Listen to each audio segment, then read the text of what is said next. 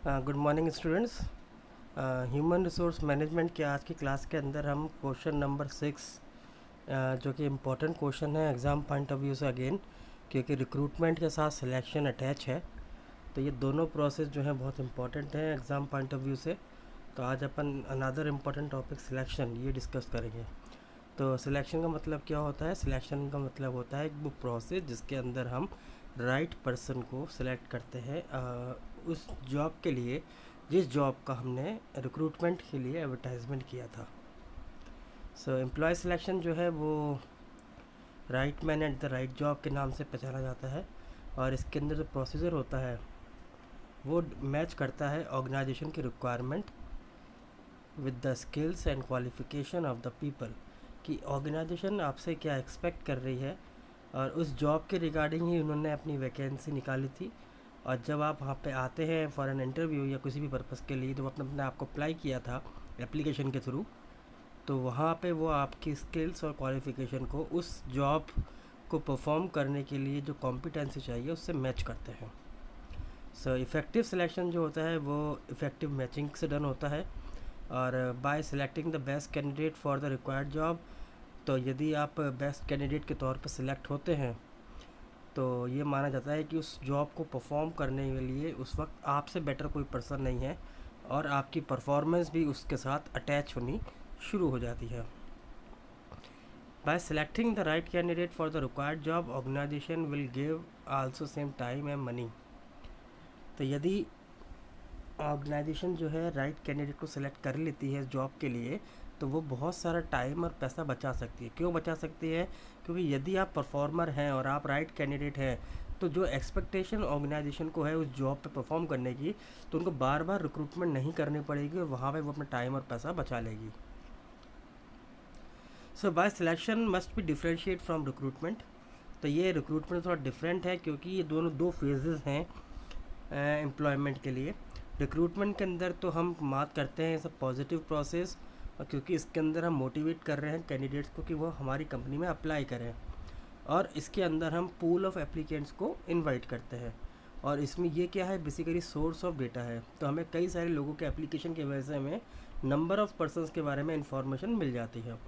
Selection जो होता है ये नेगेटिव प्रोसेस है, क्योंकि इसके अंदर हम इनअप्रोप्रिएट कैंडिडेट जो कि हमारी जॉब के साथ मैच नहीं कर रहे हैं उनको हम रिजेक्ट कर देते हैं, इसलिए हम इसको नेगेटिव प्रोजेक्ट बोलते हैं।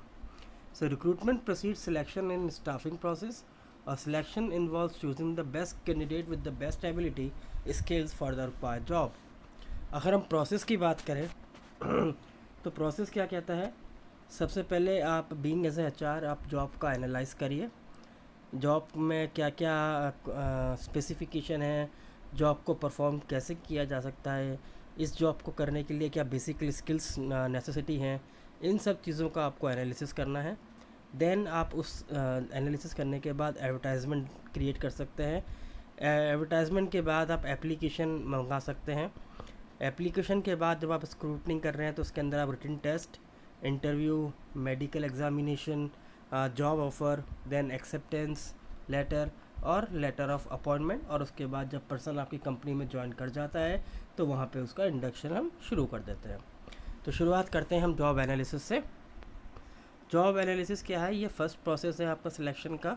तो एचआर डिपार्टमेंट जो है वो जॉब को पहले डिस्क्राइब करता है, जॉब की स्पेसिफिकेशन देखता है, जो हमने बाद में पढ़ेंगे कि जॉब स्पेसिफिकेशन डिस्क्रिप्शन क्या होता है, और उसके बेसिस पे वो जॉब को डिटेल को क्रिएट करता है।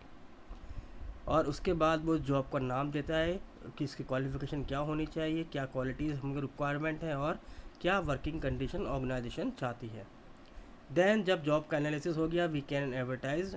तो हम इसके अंदर जो एचआर डिपार्टमेंट है वो एक एडवर्टाइजमेंट क्रिएट करता है कि इस जॉब की हमारे यहाँ रिक्वायरमेंट है, ये कैंडिडेट्स हमें चाहिए, कितने कैंडिडेट्स चाहिए वो ये भी बताता है। और किसी एक लीडिंग न्यूज़पेपर या जो भी कोई कंपनी अपना प्रोसीजर फॉलो करती है उस न्यूज़पेपर में या वो मीडियम यूज़ कर सकती है। Then application blank form. Application blank is the application form to be filled by the candidates. तो आप जब रिक्रूटमेंट का प्रोसेस कर रहे हैं तो इसके अंदर आप क्या कर रहे थे, आपने एप्लीकेंट्स को एक फॉर्म दिया। एप्लीकेशंस जो होते हैं वो अपनी जॉब के अनुसार अपनी डिटेल इन्फॉर्मेशन उसके अंदर भरते हैं। और आपको वापस पास ऑन कर देते हैं। जो फॉर्म होता है आपका एप्लीकेशन फॉर्म, उसके अंदर एप्लीकेंट की personal detail, educational detail, work experience और फैमिली बैकग्राउंड, ये सारी चीज़ों को कंसीडर किया जाता है। देन आता है आपका रिटन टेस्ट। अब जो एप्लीकेशंस आपके पास आई हैं, आपने रिसीव करी हैं, अब आपको उनको स्क्रीनिंग करनी है और एचआर डिपार्टमेंट इस स्क्रीनिंग को डन करता है। जो इनकम्प्लीट फॉर्म होते हैं उनको रिजेक्ट कर दिया जाता है और जो अदर कैंडिडेट्स होते हैं उनको कॉल किया जाता है फॉर रिटन टेस्ट। इसके अंदर डिफरेंट हो सकता है, क्योंकि मान लीजिए अगर एप्लीकेंट्स बहुत ज़्यादा हैं तो आपके पास एक रिटन टेस्ट है बेस्ट को चूज़ करने के लिए, और यदि नंबर ऑफ़ पर्सन्स आपके पास कम आते हैं एप्लीकेशन में तो आप उसमें रिटन टेस्ट को इग्नोर भी कर सकते हैं, या उसमें फिर आप जीडी या अलग कोई क्राइटेरिया जो है company as per HR department वो अपनी पॉलिसी तय कर सकता है। तो अगर रिटन टेस्ट आप करवा रहे हैं तो इसके अंदर आप उनके लिए question paper, answer papers, examination centres और हॉल टिकट आप देख सकते हैं। जैसे आजकल हम गवर्नमेंट के एग्ज़ाम देखते हैं जहाँ पे मास रिक्रूटिंग होती है, तो यहाँ पे आप देखते हैं कि सभी लोगों को अपने एक एप्लीकेशन फॉर्म भरते हैं, देर उनको एक हॉल टिकट जारी होता है जिसे हम लोग एडमिट कार्ड कहते हैं। फिर उसके बाद उसमें लिखा होता है कि उनका एग्ज़ाम सेंटर किस दिन है, कहाँ पर है और एग्ज़ाम किस दिन है और एग्ज़ाम के लिए क्या क्या प्रिपरेशन आपको करनी है। और जिस दिन एग्ज़ाम कंडक्ट हो जाता है तो वहाँ पे आप अपने आपको लॉक करके वहाँ पे अपने आप को एप्लीकेंट के तौर पे वहाँ पे उसको भेज देते हैं। देन हम बात करते हैं इंटरव्यू। जो लोग उस रिटन टेस्ट में क्लियर कर जाते हैं हम उनको इंटरव्यू के लिए कॉल करते हैं। तो ये एंटायर रेस्पॉन्सिबिलिटी जो होती है कि सभी इंटरव्यूअर जो कि रिटन टेस्ट पास कर गए हैं वो सब लोगों को इन्फॉर्म हो जाए और वो सब लोग इंटरव्यू देने आ जाए, ये सारा अरेंजमेंट जो है एचआर डिपार्टमेंट की रेस्पॉन्सिबिलिटी में काउंट किया गया है। देन फिर हम टॉक करते हैं मेडिकल एग्जामिनेशन की। जो कैंडिडेट जो हैं आपके इंटरव्यू राउंड को क्लियर कर लेते हैं उनको फिर हम मेडिकल टेस्ट या मेडिकल एग्ज़ाम के लिए आगे बढ़ा देते हैं। तो मेडिकल एग्ज़ाम जो होते हैं, जैसे कि आप देखते हैं आर्मी जो है वो अपना मेडिकल टेस्ट खुद करवाती है। नॉर्मली कंपनी का अलग अलग प्रोसीजर होता है, वो अपने खुद अपॉइंट डॉक्टर्स या हॉस्पिटल्स में उनको रिकमेंड कर सकती है, या फिर एम्प्लॉय जो होता है किसी भी गवर्नमेंट हॉस्पिटल के पास जाके अपना मेडिकल सर्टिफिकेट जो है बनवा सकता है।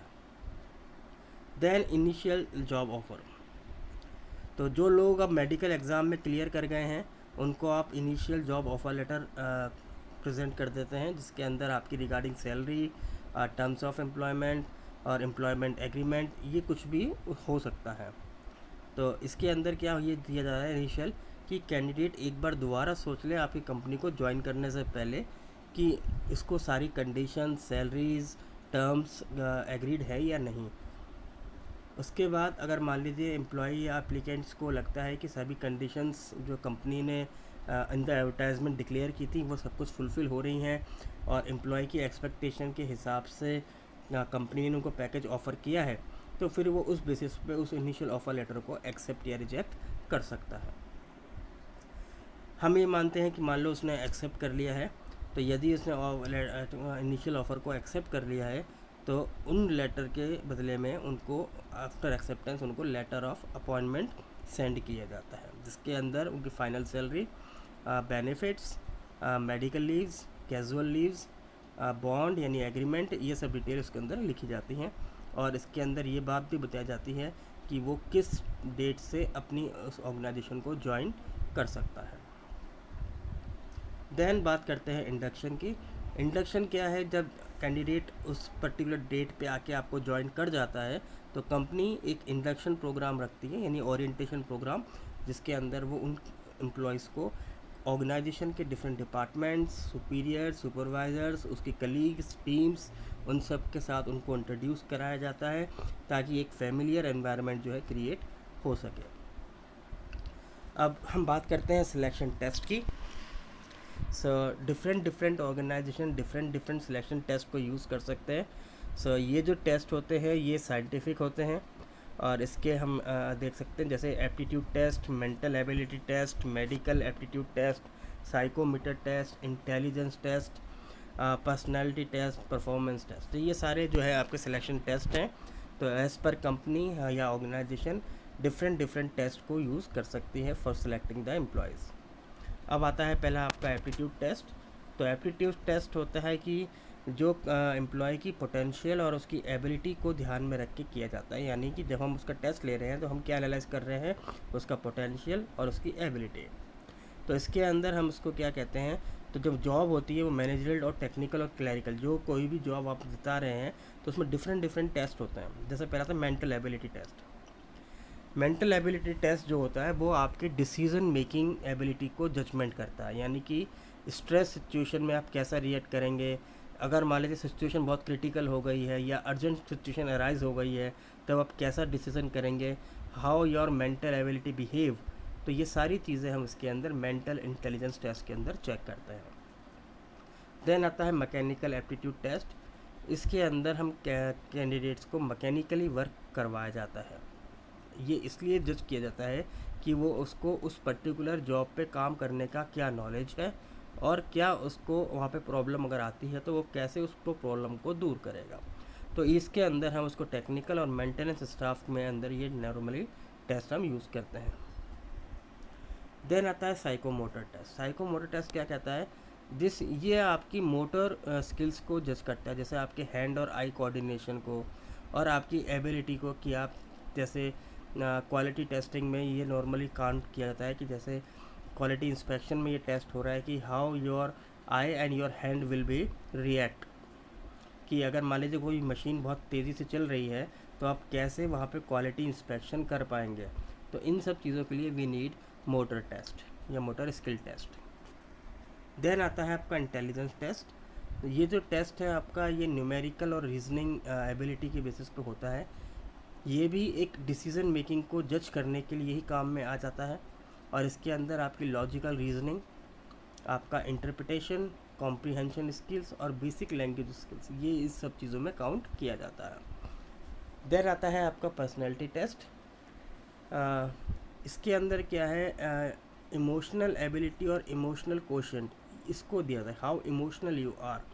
इसके अंदर जैसे मान लीजिए आप किसी टीम में वर्क कर रहे हैं, साथ में ग्रुप में काम कर रहे हैं, तो आपकी इंटरपर्सनल स्किल कैसी है। इंटरपर्सनल स्किल का मतलब है कि आप टीम में किस तरीके से बात करते हैं, क्या आप अलग अलग रहना पसंद करते हैं या आप साथ मिलके काम चलते हैं, या आप सब लोगों के ऊपर एक डेमोक्रेटिक स्टाइल के तौर पे उनको दबाना चाहते हैं कि आप हेड है या सुपीरियर है।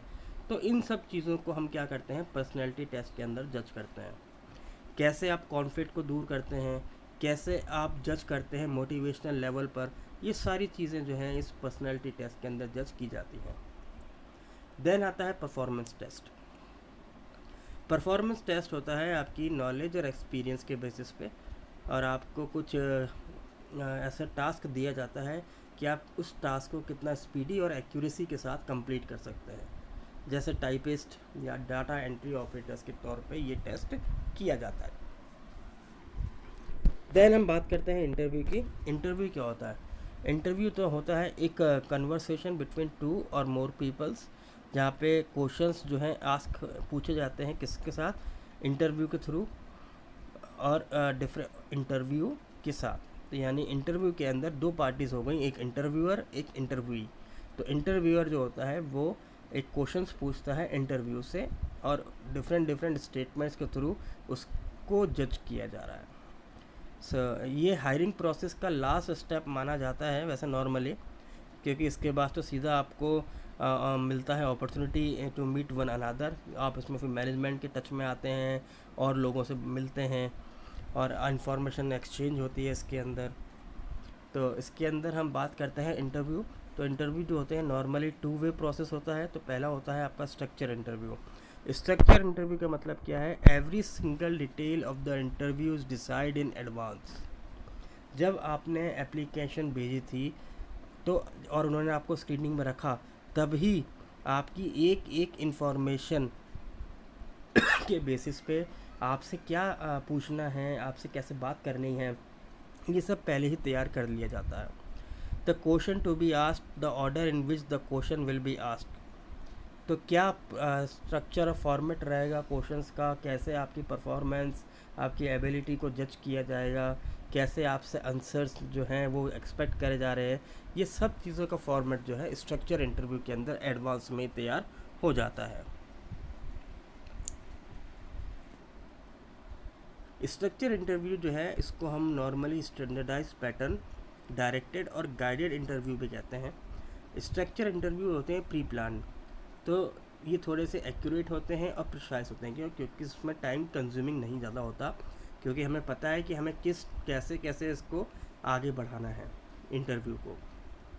तो इसके अंदर एक बात आप याद रखिएगा कि इंटरव्यूज़ जो होते हैं ये इनकी यूनिफॉर्म सेम, मतलब ये एक फॉर्मेट की वजह से बात नहीं करते। मतलब आप ये सोच रहे हो कि जैसे मेरे दो दोस्त एक कंपनी में सेलेक्ट होने जा रहे हैं इंटरव्यू देने, तो जो क्वेश्चन का पैटर्न आपके पहले दोस्त से पूछा आपसे भी वही पूछेंगे, ये ज़रूरी नहीं है। देन आता है अनस्ट्रक्चर्ड। अनस्ट्रक्चर्ड जो होता है ये कि ये नॉट प्लान्ड होता है, ये अर्जेंट बेसिस पे ही तैयार किया जाता है।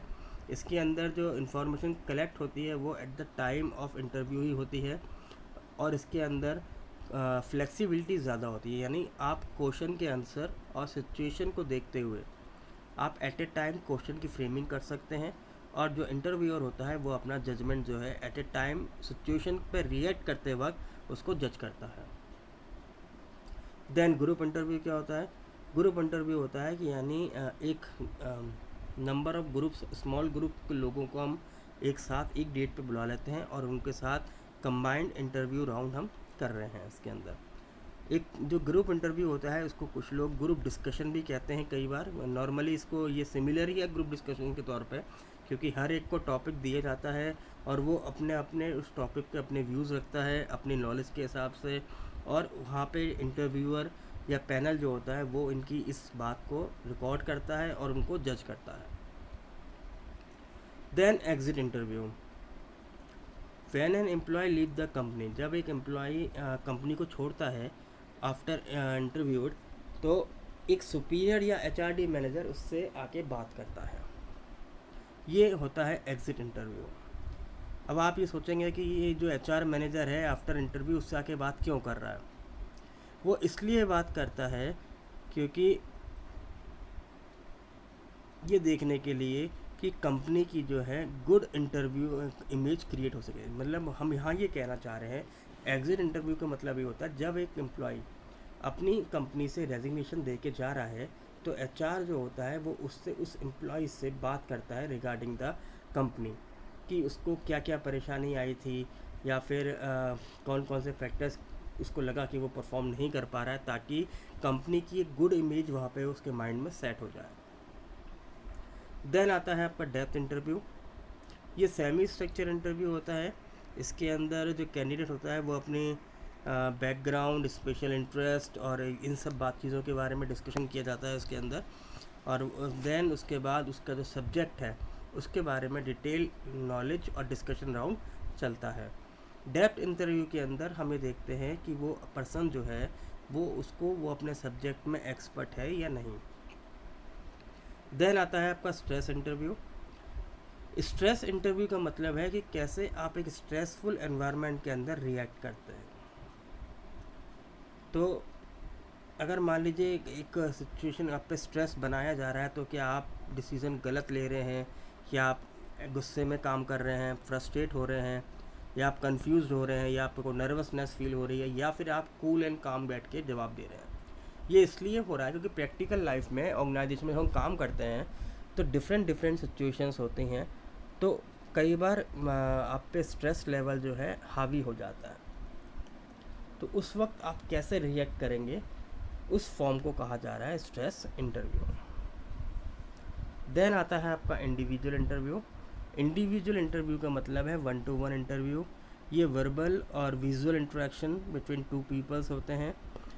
जो पर्पस होता है उसके पीछे वो ये कि आपका जो कैंडिडेट है वो उस जॉब को परफॉर्म करने के लिए एलिजिबल है या नहीं, ये हम इसके अंदर देख रहे हैं।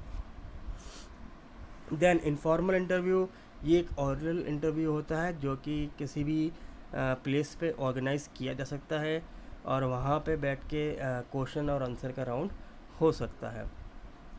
देन फॉर्मल इंटरव्यू क्या है? एक पर्टिकुलर एनवायरनमेंट तैयार किया जा रहा है, जैसे एक टाइम दिया गया कि आपको 9 बजे आना है, और 9 बजे आप जब रिसेप्शन पे पहुंचते हैं किसी ऑर्गेनाइजेशन के, तो उन्होंने कहा कि नहीं सर आप जीडी रूम में या आप कॉन्फ्रेंस रूम में चले जाइए, वहाँ पे आपका इंटरव्यू होगा।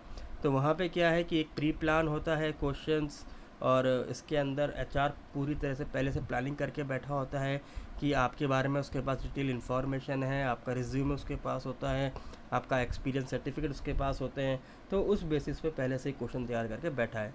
तो इस प्री प्लानिंग को कहा जा रहा है formal interview. Then panel interview.